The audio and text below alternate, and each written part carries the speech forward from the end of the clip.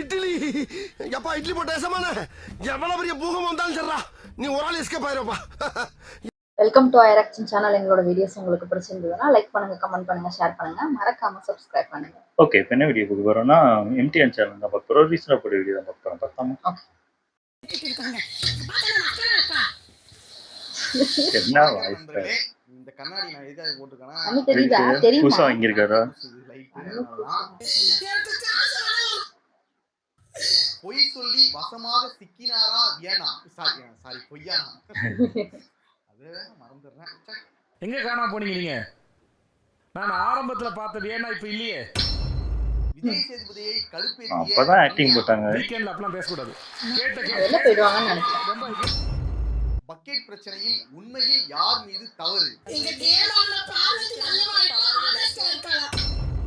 மீண்டும் மீண்டும் சாண்ட்ராவை காப்பாற்றுகிறாரா விஜய் சேதுபதி? அப்புறம் இந்த வாரம் யார் எடிட் ஆயிட்டாங்கன்னு ஒரு நியூஸ் வந்திருக்கு, அதையும் பார்க்கலாம். பிரஜானும் சுவிட்சாவும் பத்தி பார்க்கலாம். 3 நாளா வளவள இழுத்துக்கிட்டே இருக்கு.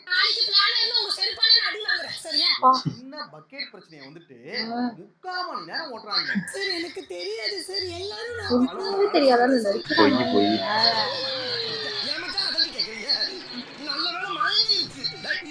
இவ்வளவு கேமரா இருக்கு, எல்லார்கிட்டயும் மைக் இருக்கு, ஒரே ஒரு குறும்படம் போட்டிருந்தா எல்லா பிரச்சனையும் க்ளோஸ். அத போட்டு தொலைய விசாரிச்சுக்கிட்டு கேள்வி நீங்க ஏமா ஒரு நிமிஷம் என்ன இருக்க மாட்டேன் சார். நீ ஊர் கிளம்பு. சும்மா விசாரிச்சீங்க, ஓகே. கடைசியா ஒரு கிளாரிட்டி கிடைச்சதா? ஒன்னும் இல்ல. அது தூக்கி போட வேண்டியதான வீடியோவை போறதுக்கு. விக்ரம அந்த இடத்தை விட்டு நகர வைக்கணும்ன்றதுக்காக இப்படிப்பட்ட பிளானிங்க போட்டுருக்காங்க. பிளான் சொல்லவே இல்லையே, எனக்கு தெரியாது அந்த பிளான். அதெல்லாம் தெரியும், சும்மா ஏமாட்டான். வழக்கம் போல பீடதான். பீட இல்லாம இருக்குமா? சண்டியில என்னன்னு தெரியல. பீட நேக்கா பண்ணிட்டு மத்தவங்களை போட்டுட்டு எஸ்கேப் ஆயிட்டு. நான் இது ஒரு ப்ளே பண்ண போறேன்னா இதுல வேற பாரு தி கேமரா, பாரு தி பூமர் வைங்கடா, கரெக்ட்டா இருக்கும். பூமர் அது பாரதி என்ன சொல்றாங்கன்னா, நான் வியனா கிட்ட சொல்லிட்டேன் அப்படியே. நான் இது ஒரு ப்ளே பண்ண போறேன்னா கவனிக்கல. நம்மளே அவங்க பிளான் போட்டது எதையுமே எபிசோட்ல காமிக்கவே இல்ல, லைவ்லயும் நமக்கு தெரியல. இருக்கும்போது நீங்க ஒரு குறும்படம் காமிச்சிருந்தா போட்டுருக்கணும், ஏன் போடலன்னு தெரிஞ்சிருக்கும். இத நான் பண்ண போறேன் அப்படின்னு அவங்க கிட்ட சொல்லிட்டு ரம்யா அவங்க சொன்ன பிளான் கேட்டுட்டு ஒத்துக்கிட்டாங்களா, வியனா அந்த பிளான் கேட்டுட்டு ஒத்துக்கிட்டாங்களா அப்படிங்கிறது நல்லாவே தெரிஞ்சிருக்கும். ஆமா, ஏன் அத போட்டுருக்கலாமே. இல்ல சார், அவங்க தப்பா சொல்றாங்க. அதை விட்டுட்டு ஒவ்வொரு ஆளா கூப்பிட்டு வச்சு விசாரிச்சுக்கிட்டு பார்வை சொல்லலையோ, அவங்களே கிளப்பி விடுறாங்களோ அப்படின்னா இது பாத்துருக்கோம். பாத்துட்டு எடுத்துக்கிட்டோ எடுக்கலன்னா நான் மேக்கப் போட்டு வந்து அன்னைக்கு எபிசோட் எடுத்து பார்த்தா பாரதி சொன்ன பிளான் வந்துட்டு ரம்யாக்கு புரிஞ்ச மாதிரியே தெரியல. எதுக்குன்னு உங்களுக்கு தெரியுமா தெரியாதா? சார் எனக்கு தெரியாது சார். ஆமா, அதே போல வியனாவுக்கும் அது பிளான்ங்கிறதே தெரியாத மாதிரி தான் பேசிட்டு இருக்காங்க. எனக்கு அதுதான் அஃபெண்ட் ஆகுது. அது யார் சொல்றதா உண்மை என்று தெரியல. ஒருவேளை வியனாக்கு அது பிளான் தெரிஞ்சிருந்தா விக்ரம பார்த்து அப்படி ஒரு வார்த்தை எதுக்காக அவங்க பேச போறாங்க? அவருக்கு தெரியும் போல, அது இன்ட்ரஸ்ட் நினைக்கிறேன். அதனால அதே போல அடுத்த நாளும் அதே விஷயத்தை தான் கொண்டு வருவாங்க. ஒருவேளை அது பிளானா இருந்துச்சுன்னா அதே விஷயத்தை எதுக்கு மறுபடியும் கொண்டு வர போறாங்க? நீங்க என்னது நினைச்சுதான் வச்சீங்களான்னு கேட்டீங்க. பிளான் இல்லன்னு தான் கொண்டு வந்து பேசுறாங்க மாட்டுவாங்க. அது தெரிஞ்சேதான் வியனா பண்ணிருப்பாங்களா? இருக்கலாமோ, யாருக்கு தெரியும். பார்வதி போட்ட பிளான் இவங்க 2 பேருக்குமே சரியா புரியல போல. பார்வதியும் அதை தெளிவா சொல்லி புரிய வைக்கல. ஒருவேளை மண்டே கழுவி ஏதோ பண்ணிருக்காங்க பார்வதி. ஏதோ இது பிளான்னு சொல்லாம வேற மாதிரி சொல்லி இது பண்ணிருக்காங்க. விக்ரம் எல்லார்கிட்டயும் போய் கேட்கணும் அப்படிங்கிறது மட்டும்தான். இது பார்வதி போட்ட பிளானா இருந்தாலும் ஃபர்ஸ்ட் டே வந்து சொல்லல. சரி ஓகே, டாஸ்க் போயிட்டு இருந்துச்சு அதனால சொல்லணும்னு வச்சுக்கோங்க. அடுத்து டாஸ்க் முடிஞ்ச பிறகு அடுத்த நாள் வந்து இந்த பிரச்சனை வரும். வியனாவும் விக்ரம் சண்டை போட்டுட்டு இருப்பாங்க. அப்ப விக்ரம் வந்துட்டு கதறி கதறி அழுவாரு. அப்பயாச்சும் இந்த பார்வதி சொல்லிருக்கலாம்ல. அப்புறம் முடிச்சிருந்த சண்டை அதெல்லாம் தெளிவா இருக்கு. மாட்ட போறோம், அதனால ஃப்ரைடேவே கால்ல விழுந்துடலாம்.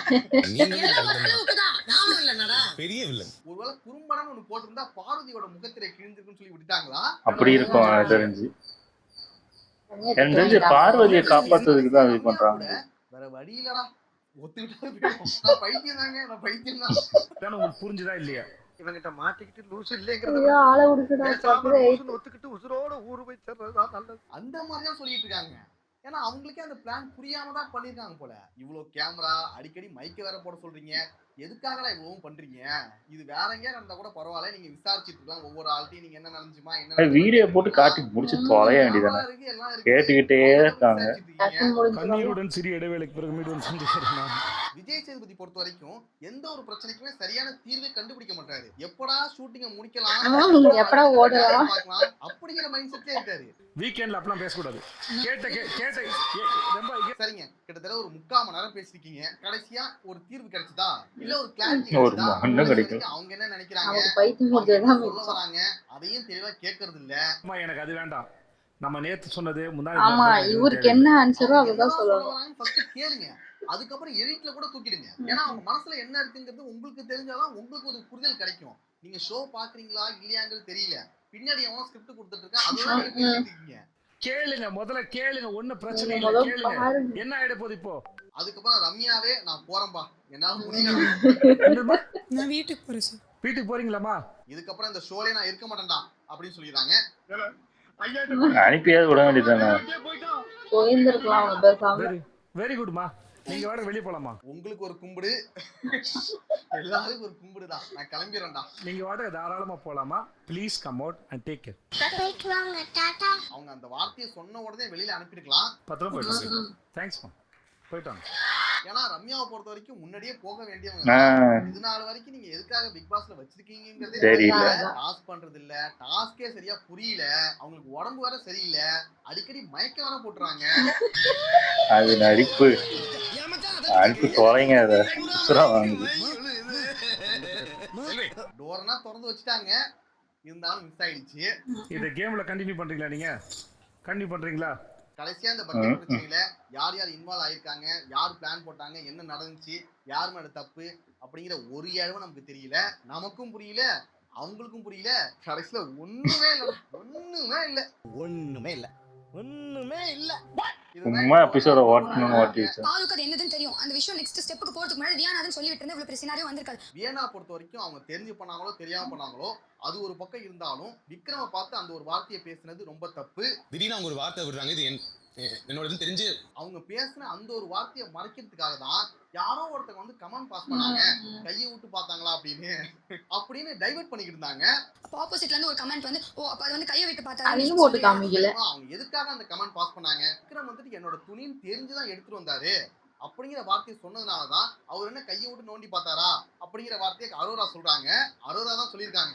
ஓ, இப்ப சொல்லுங்க வேணா. அப்ப நீ பேசுற வார்த்தை தான் தப்பு, அதை மறைக்கிறதுக்கு நீ டைவர்ட் பண்ணிட்டு இருக்க. அப்படி சொல்லும்போது எங்க உடைஞ்சீங்க, எங்க காணாம போனீங்க? அரோரா சொல்லிருக்காங்க. அடுத்து ஆடியன்ஸ்ல ஒரு ஆளை எழுதி கொடுத்து பேச வச்சாங்க. காமெடியா இருந்துச்சு. கொஸ்டின் இருக்காமா? கேளுங்க. வழக்கமா எல்லா சீசன்லயும் பண்றது அதுதான் பண்ணிட்டு இருக்காங்க. அதெல்லாம் அவங்க ஆட்கள் தான். கண்டஸ்டன்ஸ் மேல எவ்வளோ வன்மத்தை கொட்டுறாங்களோ அவ்வளோ வன்மம் உங்க மேலயும் இருக்கு. டயலாக் வந்து நல்லா மனப்பாடம் பண்ணி பேசுறாங்களே, நல்லா ஆளதான் பிடிச்சிருக்காங்க. இதை நீங்க எப்படி பாக்குறீங்க? ப்ளீஸ். அதாவது இவர் மேல என்ன விமர்சனம் இருக்குன்னா, கண்டஸ்டன்ட சரியா பேச விட மாட்டாரு, அதே போல ஒரு பிரச்சனைக்கு சரியான தீர்வு தர மாட்டாரு. பிரஜின் அப்புறம் சாண்ட்ராவை என்ன தப்பு பண்ணாலும் கண்டுக்காமலே இருக்காரு. அப்புறம் அந்த வீட்டுல நடக்கிற நிறைய பிரச்சனைகளை வந்துட்டு அட்ரஸ் பண்ணவே மாட்டாரு. இது வரைக்கும் நிறைய பிரச்சனைகள் அந்த வீட்டுல நடந்திருக்கு. போன சீசனும் இதான் நடந்துச்சு. எதுவுமே கொடுக்கல. நீங்க ரெட் கார்டு கூட கொடுக்க வேணாம், அட்லீஸ்ட் ஒரு எல்லோ கார்டாவது கொடுக்கலாம். ப்ளீஸ் நான் நிறைய கொட்டுங்க. இத பத்தி நான் எதுவும் கேட்காம இதுலயும் ஒரு ஸ்கிரிப்ட் பண்ணிட்டு இருக்கீங்க. எங்களோட இன்டென்ஷன் வந்து நேர்மையா இருக்கு. நேர்மை நேர்மையா இருக்குது. இன்னைக்கு கூட பாருங்க, சுபிக்ஷாவுக்கும் சாண்ட்ராவுக்கும் ஒரு பிரச்சனை நடந்துச்சு. ஆமா. இதுவே ரொம்ப ஓவர் பா. என்னையும் சொன்னா அடிக்கிறாங்க போல. அதாவது சுபிக்ஷா மேல சாண்ட்ரா உட்காந்துருவாங்க, அப்ப வந்து கையை தட்டி விடுறது, நெஞ்சில அடிக்கிறது, இந்த மாதிரி விஷயம் நடந்துச்சு. உட்கார்ந்து புஷ் பண்றீங்க, என்னையும் சொன்னா அடிக்கிறீங்க. இந்த ஒரு பிரச்சனைய ஏன் இவர் கேட்கவே இல்ல? உங்களுக்கு சாண்ட்ராக்கும் சண்டை வந்ததுல, ஏன்னா சாண்ட்ராவை ரோஸ்ட் பண்ற மாதிரி ஆயிடும்ல. பல இடத்துல அந்த சண்டை வந்தது, பல இடத்துல வந்ததுல. எத்தனை இடத்துல நீங்க கிருமியா பிஹேவ் பண்ணி சொல்லுங்க. எத்தனை நான் அவர்கிட்ட ஒன்னு தான் கேட்கிறேன், சாண்ட்ராவை ரோஸ்ட் பண்ற மாதிரி ஒரு பிராங்காச்சும் பண்ணுங்க. எத்தனை இடத்துல நீங்க கிருமியா பிஹேவ் பண்ணிருப்பீங்க நினைக்கிறீங்க? இன்னும் எத்தனை நாள் இருப்பாங்கன்னு தெரியல. அதுக்குள்ள நாங்க சாண்ட்ராவோட ரோஸ்ட பார்க்க முடியுமா? வரும் ஆனா ஆனா வராது. நாளைக்கு நான் எதிர்பார்க்கிறேன். ம், ம். பண்றாரான்னு பார்க்கலாம். பிரமாதம். வாய்ப்பே இல்ல ராஜா. அடுத்து இந்த வாரம் எவிக்ட் ஆனது பிரஜின் தான் சொல்லிட்டு ஒரு நியூஸ் ஒன்று போயிட்டு இருக்கு. நான் வருவேன் டபுள் எவிக்ஷன் சொன்னாங்க. ஆமா. நாளைக்கு மட்டும் பிரஜின் எவிக்ட் ஆயிட்டாருன்னா அடுத்த செகண்டே சேனலை மாத்திருங்க. அப்படி இல்லையா டிவி ஆஃப் பண்ணிருங்க. ஏன்னா பிரஜின் ஏன்னா ஒப்பாரி வச்சது அவ்வளவுதான். முடியாது. ஐயையோ. அது பாக்குற செகண்ட் கண்டிப்பா ஆஃப் பண்ணிடுறோம். இப்ப அதை நினைச்சாலே ஏற்கனவே ஆஃபி தான் போட்டிருக்காங்க. இது பாக்குற வேற தெரியல. எதுக்கும் ரெடியாவே இருங்க. எல்லாம் முடிஞ்ச பிறகு வியன்னாவும் விக்ரமும் சமாதானம் ஆயிடுவாங்க. எஸ்ஜே கொஞ்சம் ஓவரா சமாதானம் ஆடுறாங்க. தோல்விகரமாக முடிந்தது. அடுத்த எபிசோட்ல என்ன நடக்குதுங்கிறத பார்த்துட்டு நம்ம பேசலாம். ஆனா இது என்னன்னு எனக்கு அந்த வீடியோ ஒண்ணு போட்டு ஏன் போட்டு வளன்னு இழுத்துக்கிட்டே இருக்கான்னு தெரியல. வீடியோ குறும்படம்னு போட்டு இது பண்ண வேண்டியதுன்னு அதை போட்டு எதுக்கெல்லாம் தேவையில்லாத ஒரு குறும்படம்லாம் போடணுமோ அதுக்கெல்லாம் போட்டு உசரம் வீடியோ ஆகுறாங்க. போட்டா அப்புறம் டக்குன்னு முடிஞ்சு போயிடுமே. அப்புறம் அவர் இது என்ன வந்து இந்த சீசன் மட்டும் இல்ல, போன சீசனும் பாத்தீங்கன்னா இந்த பாய்ஸ் கேர்ள்ஸ்னு ஒரு தனியா ஒரு கேம் ஆரம்பிச்சு முக்காவாசி பொண்ணுங்க தப்பே பண்ணாலும் பொண்ணுங்களுக்கு தான் சப்போர்ட் அடிச்சுக்கிட்டு இருந்தாரு. பசங்களை போட்டு கிளிகளையும் கிழிச்சுக்கிட்டு இருப்பாரு. நான் என்ன பண்ணாலும் திட்டிக்கிட்டு இருந்தாங்க. அப்போ முத்துக்குமார் அதை வந்து எக்ஸ்பிளைன் பண்ணுவாரு, கரெக்டா எக்ஸ்பிளைன் பண்ணுவாரு. அதை பேசாம சம்பந்தமே இல்லாம ஜெஃப்ரியை பார்த்து ஏதோ காமெடி பண்றேன்னு பேசி அப்படியே இவரு டைவர்ட் பண்ணிட்டு ஓடிடுவாரு. எனக்கு அதான் புரியல, ஏன் இப்படி இப்பவும் அதே தான் பண்ணிக்கிட்டு இருக்காரு. ஒரு விஷயத்த இவர் கிளியராவே இவர்கிட்ட நம்ம கேள்வி வைக்கணும், தெளிவா பேசுங்க தெளிவா அந்த மாதிரி. பார்க்கவும் மாட்டேங்கிறாரு. இவரு மத்தவங்களை தெளிவா பேசுங்க பதில் பேசுங்கன்னு சொல்லிட்டு இவரு ஒழுங்காவே பேச மாட்டேங்கிறாரு. இவருக்கு முதல்ல ட்ரைனிங் கொடுங்க மாதிரிதான் இருக்கு எனக்கு தெரிஞ்சு. எனக்கு தெரிஞ்சு கமலையே தூக்கி போட்டுருங்க. அவர் அரசியல விட்டுட்டு இதுக்கு வர சொல்லிருங்க. இப்போ எனக்கு தெரிஞ்சு ஒரு சீசன் தான் அவர் சொதப்பினாரு. அந்த ஒரு சீசனுக்கு சொதப்பதுக்கு அந்த அடி அடிச்சு விரட்டி விட்டாங்க. இவர் வந்து உசுரம் வாங்குறாருங்க. ஆமா, எனக்கு தெரிஞ்சு கமலே எனக்கு தெரிஞ்சு ஓரளவுக்கு ஹேண்டில் பண்றது கரெக்டா ஹேண்டில் பண்ணுவாரு. கமல் இருந்தா நிறைய பேர் பயப்படுவாங்க. இவங்கெல்லாம் இவ்வளவு வாய் பேசுவாங்க, பார்வதிலாம் இவ்வளவு வாய் பேசவே முடியாது. அந்த உட்காந்துக்கிட்டு விஜய் சேதுபதி இருக்கும்போதே நக்கல் பண்ணிக்கிட்டு இது பண்ணிக்கிட்டு இருக்காங்க. எத்தனை வாட்டி சொல்றாரு அப்பவும் அதே தான் பண்ணிட்டு இருக்காங்க. இதே கமல்லாம் இருந்தாங்கன்னா எல்லாம் அடங்கி ஒடங்கி இருப்பாங்க. சனிக்கிழமை எல்லாருமே சாண்ட்ராவா மாறி இருப்பாங்க. இப்ப வந்து ரம்யா பைத்தியம் இல்ல பைத்தியம் சொன்னாங்க. இல்ல அவங்க போறேன்னு சொன்னாங்களே, அனுப்பி இருக்கணும். ஏன் இவங்க இன்னும் உட்காந்து ஆள் கிடைக்க மாட்டேங்குது அவங்களுக்கு? ரொம்ப பஞ்சத்துல இருக்கிற மாதிரி இருக்கு இந்த பிக் பாஸ்.